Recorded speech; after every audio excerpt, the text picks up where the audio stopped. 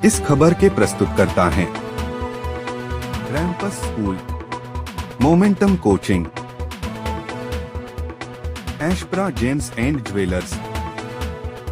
स्वाद में है खास, अपनों को लाए पास, सुधा मान्या मसाले।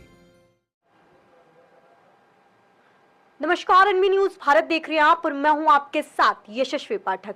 लोकसभा चुनाव की सरगर्मी अब सर चढ़कर बोल रही है। आम आदमी पार्टी हो, भाजपा हो या फिर तमाम इंडिया गठबंधन लगातार चल रहा है। कैंडिडेट समाज के सामने आ रहे हैं। कुछ ऐसे भी कैंडिडेट्स हैं जो सीजनल सामने आ रहे हैं, यानी कि चुनावी मुद्दे लेकर के आ रहे हैं और उसके बाद शायद दिखाई ना दे। लेकिन हमारे साथ मौजूद है अभी श्रवण कुमार निराला। इनसे जानेंगे कि बसपा की इस वक्त स्थिति क्या है और क्योंकि गोरखपुर गढ़ है भाजपा का, योगी आदित्यनाथ का, तो कैसे टक्कर लेंगे, कैसे टक्कर लेंगे। आपको धन्यवाद, आपने अवसर दिया। देखिए, योगी आदित्यनाथ जी से टक्कर लेना कोई कठिन मसला नहीं है। ये बहुत आसान मसला है। यहाँ पे योगी जी या योगी जी की पार्टी इसलिए जीतती आ रही है कि कोई अस्थाई लीडर, अस्थाई नेता नहीं मिला जो इनको जवाब दे सके।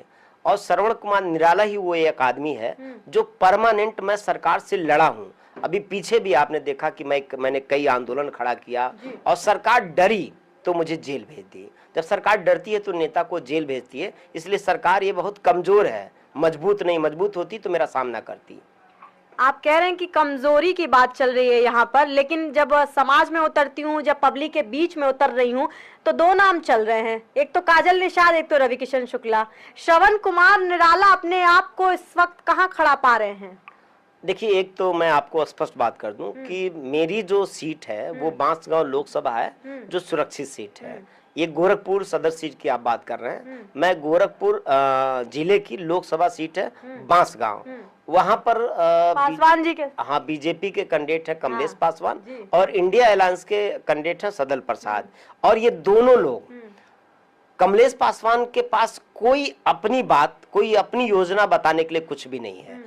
कमलेश पासवान परजीवी टाइप के आदमी हैं और कमलेश पासवान सिर्फ उनकी जो वो पॉलिटिक्स में इसलिए हैं कि माफिया गिरी कैसे करें। विमलेश जी भी हैं, कमलेश जी भी हैं। ये दोनों भाइयों का काम जमीनों पर कब्जा करना और लोगों की मकानों पे कब्जा करना। और भाजपा तो अपराधियों की अब एक संरक्षण दाता बन चुकी है। बुलडोजर किस पे चल रहा है? बुलडोजर बीजेपी जो चला रही है, जो इनके खिलाफ लोग बोल रहे हैं उनके ऊपर बुलडोजर चला रहे हैं। इनके जो अपने माफिया हैं, जैसे अभय सिंह अभी एक बड़े माफिया उत्तर प्रदेश के हैं, जो फैजाबाद जिले के रहने वाले हैं, उनको Z+ सुरक्षा दिया है। तो आप किस बुलडोजर की बात कर रहे हैं? माफियाओं को बाकायदे ये सरकार एथराइज सुरक्षा दे रही है। ये माफियाओं को सुरक्षा देने वाली सरकार है। इसलिए बीजेपी को अगर कोई जवाब पूर्वी उत्तर प्रदेश में दे सकता है, अगर लोकसभा बांसगांव में कोई जवाब दे सकता है, तो श्रवण कुमार निराला, इंडिया अलायंस का जो प्रत्याशी सदल प्रसाद है, मैं उसके बारे में ही आपको बताऊं, वो बरसाती मेढक है, मौसमी मेढक जो बोलते हैं ना,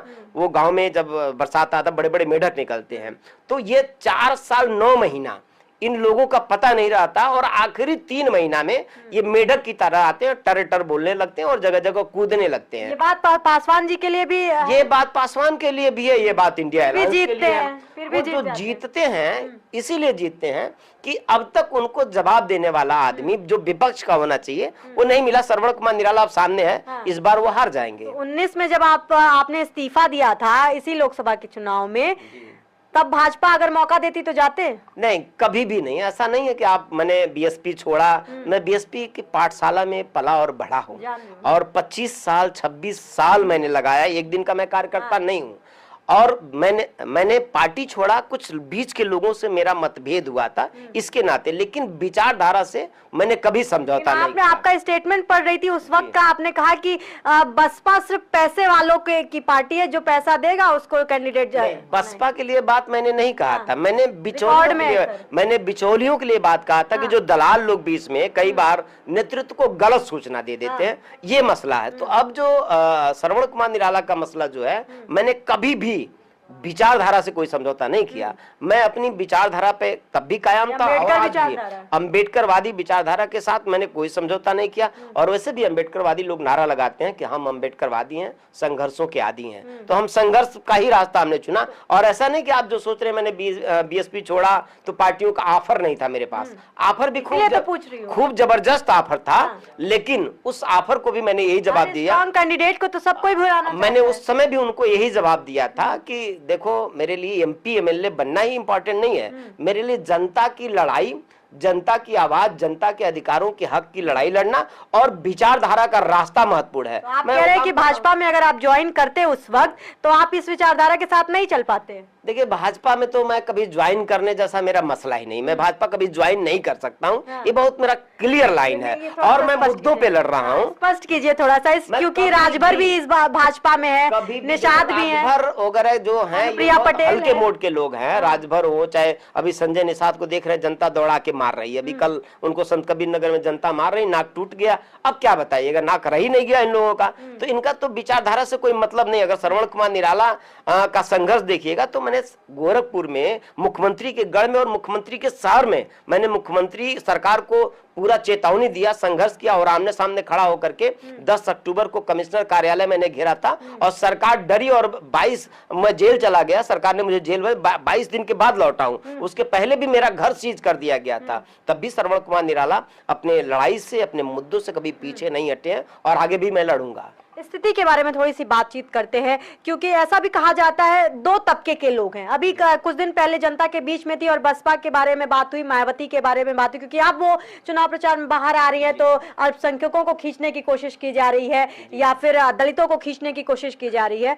लेकिन मायावती जैसा आप सीजनल जो चीजें बात कर रहे हैं बांसगांव में, यही चीज तो मायावती पे भी लागू होती है, जब चुनाव आएगा तो बाहर आएंगी और बयान देंगी। नहीं, देखिए बीएसपी का जो इतिहास है, सरकार के खिलाफ हमेशा लड़ी है बीएसपी, और जो लोग बीएसपी के ऊपर आरोप लगा रहे हैं भाजपा के खिलाफ, अपना हाँ भाजपा के खिलाफ, और हम ही वो लोग हैं, बीएसपी वो पार्टी है, इतिहास गवाह है कि अटल बिहारी वाजपेयी की जब इस देश के अंदर पहली बार भारत में सरकार गिरी थी तो एक वोट से गिरी थी और एक वोट से गिराने वाली बहुजन समाज पार्टी है, हम हमेशा लड़े हैं और मौके पे जवाब दिए हैं। आप ये कह रहे हैं, लेकिन विपक्षी पार्टियां ये कहती हैं कि ये तो बीसी जो टीम है भाजपा की वो है हमारी, और ईडी का डर है। विपक्ष की जो पार्टियां हैं वो सिर्फ बोलती हैं, वो ईडी का डर नहीं है। आप बता दीजिए ना कि अखिलेश यादव का संघर्ष कितना आपने देखा, जब चुनाव आएगा तो अखिलेश यादव एसी बस में निकलेंगे और एसी बस से गायब हो जाएंगे, फिर उसके बाद कौन सी लड़ाई, चाहे जितने भी अखिलेश बड़े प्यारे लग रहे थे आपको पिछले चुनाव, वो अखिलेश मुद्दों के आधार पे कोशिश किया गया था कि अखिलेश सही रास्ते पे आ जाए, लेकिन अखिलेश सही मायने में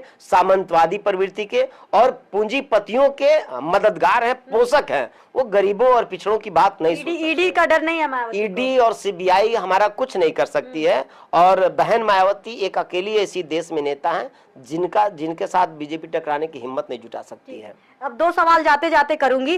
पहला तो एक सवाल, बसपा के लिए अक्सर ये कहा जाता है, माना जाता है कि बहुत साइलेंट वोटर होते हैं इनके, कि बताएंगे कुछ और लेकिन आखिर में मायावती के ही हिस्से में वोट जाएंगे, एक पहला सवाल। और दूसरा सवाल कि बहुत सारी जगहों पर आप विधानसभा चुनाव में भी देखेंगे या बाकी चुनाव में भी देखेंगे, हमेशा अखिलेश के वोट काटने का काम करती है, हमेशा समाजवादी पार्टी ने यह बात कही है, वही कैंडिडेट खड़ा करेंगी जिसमें वोटों का बंटवारा हो जाए। अखिलेश तो हमेशा बीएसपी का वोट काटने के चक्कर में रहते हैं, इसीलिए देखिए कैंडिडेट अखिलेश निकालते हैं, मायावती अखिलेश का वो जो जिसको कैंडिडेट दे रहे हैं उनको देखिए, उनका बेस क्या है ना। इसी गोरखपुर में जो निषाद बिरादरी की मैं बात करूं, बहुत सारे ग्राउंड के लीडर हैं, लेकिन उनको नहीं उतारा, उनको मजाक बना दिया चुनाव को। एक बॉम्बे से एक अभिनेत्री को ले आते हैं, चुनाव में भेज देते हैं और चुनाव बाद वो गायब हो जाएंगी। कोई जनता के मुद्दों पे संघर्ष करने वाला नेता होना चाहिए ना। तो अखिलेश तो खुद चुनाव को मजाक बना दिए हैं, वो जनता से जुड़े हुए आदमी को प्रोटेक्ट ही नहीं करते। बहुत सारे अपने निषाद समाज के नेताओं की उसने राजनीतिक हत्या कर दिया। तो अखिलेश तो खुद ही कभी चुनाव लड़े ही नहीं, वो आज भी नहीं लड़ रहे हैं। वो तो आप देख रहे हैं, ये एक ही सीट पे दो लोगों का टिकट दे देते हैं, उनका पर्चा खारिज हो जाता, खुद अपना पर्चा खारिज करवा रहे हैं, वो चुनाव से भाग रहे हैं। तो बहुजन समाज पार्टी के साथ ऐसा नहीं है। बहुजन समाज पार्टी का कार्यकर्ता, बहुजन समाज पार्टी का वोटर वो ईमानदार और समर्पित है, हल्ला नहीं बोलता है, वो सड़क पर के उजुल फुजुल बयानबाजी नहीं करता है, लेकिन वो अपने मकसद में ईमानदारी से काम। कितना प्रतिशत साइलेंट वोट आप देख रहे हैं अपने खाते में? क्योंकि अगर सिर्फ बांसगांव की बात करूं, क्या परसेंटेज आपको नजर आया? आपकी बात कर रही हूं, बांसगांव में ही आपको मैं बताऊं या गोरखपुर में या अन्य सीटों पे भी मैं आपको बताऊं कि अब तक का सबसे बेहतर रिजल्ट आपको बहुजन समाज पार्टी देगी।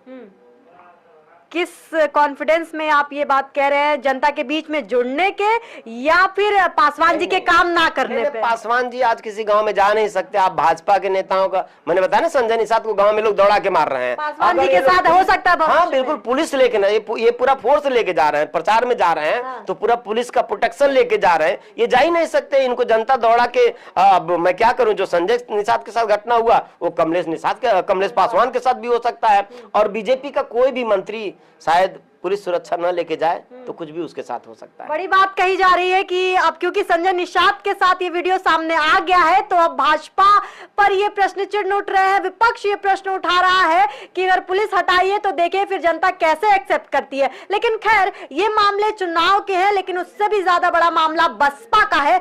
कहां अपने आप को इस स्थिति में देख रहे हैं कि चुनाव लड़ेंगे, जीतेंगे और दिल भी जीतेंगे और वोट भी जीतेंगे। ये इस तरीके की बातें सामने आ रही है। मायावती चुनाव में है और मायावती ने कह दिया है कि अल्पसंख्यक मेरी तरफ है, मायावती ने कह दिया है कि दलित मेरी तरफ है। और जैसा सर से पूछ रही थी अभी कि साइलेंट वोटिंग की जो बात है वो बसपा के पॉजिटिव निशान सामने आते हैं किसी भी चुनाव में। बताऊंगी सब कुछ, बने रहिए एनबी भारत के साथ। मैं थी आपके साथ यशस्वी पाठक। यही हमारा स्टार डिजर्ट डन बेटा। बाय द वे ये देख, तुम्हें शादी के बाद देने वाली थी पर अभी से ही ब्यूटीफुल आंटी। और ये रिसेप्शन पे आंटी मैं अभी ट्राई करके आऊं। क्या हुआ बेटा, कुछ भूल गई? हाँ, आपको थैंक यू कहना माँ।